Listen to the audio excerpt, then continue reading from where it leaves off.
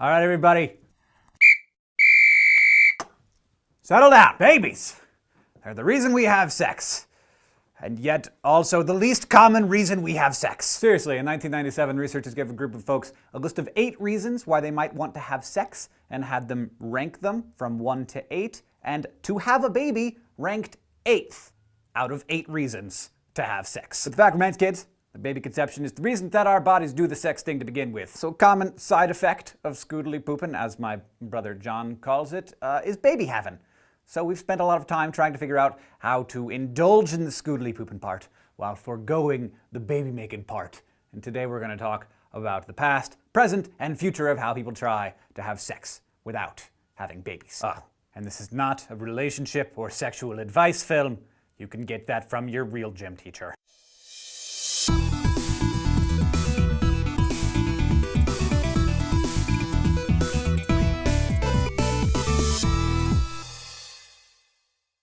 Throughout history, our ancient friends from all over the world had a bunch of colorful ideas about how to prevent getting knocked up, and their desperation was palpable. For instance, in ancient China, women drank cocktails of lead and mercury to keep them from getting pregnant, which was actually very effective because you can't get pregnant when you're dead. In medieval Europe, magicians recommended that ladies who did not want to get pregnant strap a weasel testicle around one of their thighs, which was also extremely effective because who would go within a mile of that? If you don't have any weasel testicles on hand, a necklace made from the severed foot of a weasel might work, or, possibly the anus of a hare. Anus of a hare, that was a very, very popular homeopathic remedy for the pregnancy thing. There's also one I particularly like from the olden days of Canada, where frontierswomen swore by a liquor made of beaver testicles soaked in moonshine. They drank stuff like water, so they didn't have to be baby mama to a horny old fur trapper.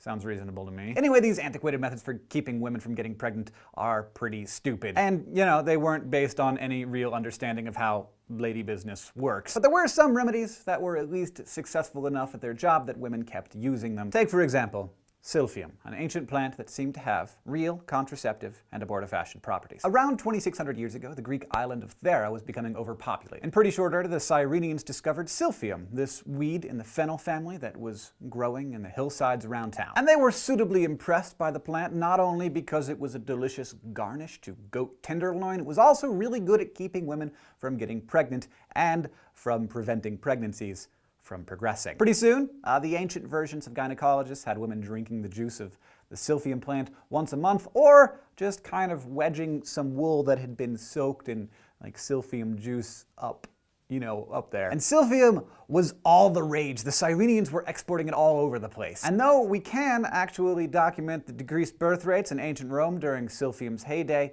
we will never know how effective it actually is, because damn it if the ancients didn't hump it into extinction. Let's just say that Cyrene's silphium industry did very well. As a matter of fact, all Cyrenian currency was stamped either with a picture of the silphium plant itself or with the heart-shaped seed, which may be where we got the modern Valentine-shaped heart symbol. Or there's a picture of a lady pointing to a silphium plant with one hand and at her genitals with the other.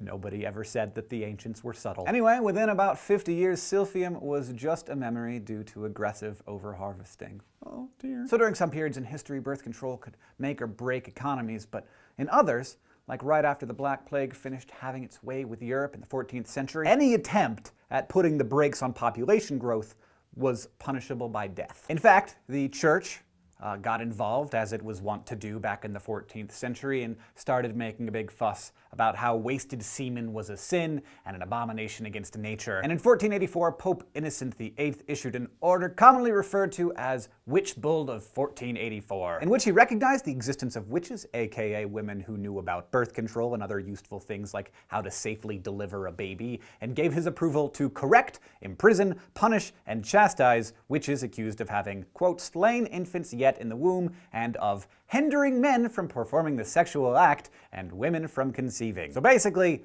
the Pope made contraception and abortion illegal, and lots of people got killed for it including lots of midwives and folks who actually knew what they were doing and were trying to make everybody's lives better. So luckily for all of us, over the last few hundred years, our knowledge of the human reproductive system has grown, and our birth control methods have become a lot safer and more reliable. Modern birth control can be divided up into a few categories: sterilization, barrier methods, hormonal methods, and contragestion. And of course, you've got your good old-fashioned abstinence, which works 100% of the time if you tie a weasel testicle around your leg. So I'll start with sterilization, because as a mechanism, it's sort of the most obvious. Basically, you take the female fallopian tubes or the male vas deferens, both structures that allow the transport of sex cells, the sperm or the eggs, from the place where they're stored to the place where they get their fertilization on. And you just snip them, or you clamp them, or block them, or tie them up in some way. Now, you hear about people sometimes having these surgeries undone, but these procedures are considered permanent, so when you decide to get sterilized, it'd be a pretty good idea to make sure you damn well don't want a baby. Now, with barrier methods, the idea is to block the sperm before it gets through the cervix and to the egg. So condoms, diaphragms fit into this category. In fact, even though nobody even knew about sperm until like the mid-15th century, people had been suspicious about the role that semen played in the whole pregnancy situation for a long time. In fact, there are cave paintings in France dating back to around 15,000 BC depicting condom use. Well, I mean, probably. It's kind of hard to tell what's going on in a cave painting. We're also pretty sure that ancient Romans had condoms, and so did the ancient Egyptians. The thing is, a lot of times these beta version condoms were made of like oiled silk paper or lamb intestines, so not 100% effective. Quality products made from quality materials. So fast forward, quite fast, to the 1950s, when some American drug companies started researching a way to make synthetic progesterone, a hormone that helps regulate the female menstrual cycle. By the early 1960s, they had developed the first oral contraceptive, a big honkin' horse pill of hormonal goodness, which was far from perfect, but it was pretty reliable at making you not have a baby. And the ladies of the 1960s were pretty frickin' psyched. Loretta Lynn even wrote one of her more awesome songs about how much she loved the pill because she was sick of being so damn pregnant all the time. Anyway, these days we got all kinds of hormonal birth control methods like the pill, hormonal implants, shots, patches, rings, hormone-laced IUDs. We'll get to IUDs in a minute. Basically, all these things just release synthetic estrogen and or progesterone into a woman's system at the right time each month, essentially preventing her ovaries from releasing eggs or making her womb sort of an inhospitable environment for fertilized eggs. In this way, hormonal methods of contraception are like barrier methods. They prevent the sperm and egg from ever meeting each other. In fact, the word contraception literally means against fertilization. Now we come to contragestive methods like intrauterine devices or IUDs, and they allow the sperm to fertilize the egg, but prevent the fertilized egg from implanting on the wall of the uterus. So contraception means against fertilization. Contragestion means against gestation. The most common contragestive method of birth control comes from the form of IUDs, though IUDs kind of straddle the line, as it were, between contragestion and contraception.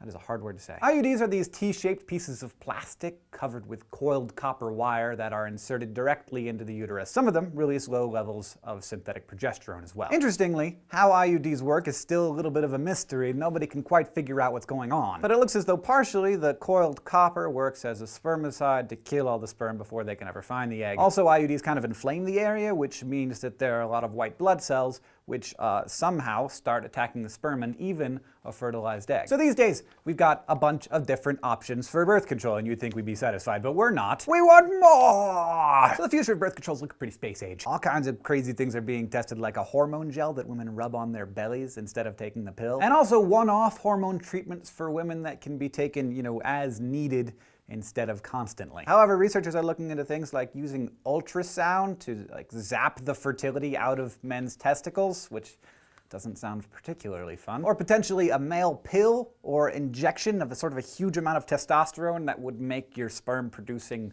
parts be like, well, I've produced all the sperm, and then they just stop. But do we want a bunch of infertile testosterone-jacked men walking around the world? I'm not sure. But, options are good. Thank you for watching SciShow. If you would like to ask us questions, please do so in the comments below. If you would like to suggest other topics, like this one about birth control. But I will not be giving you advice on what you should do with your personal reproductive life. So that's up to you. Science does not make those decisions. We'll be down in the YouTube comments and on Facebook and Twitter, and we'll see you next time.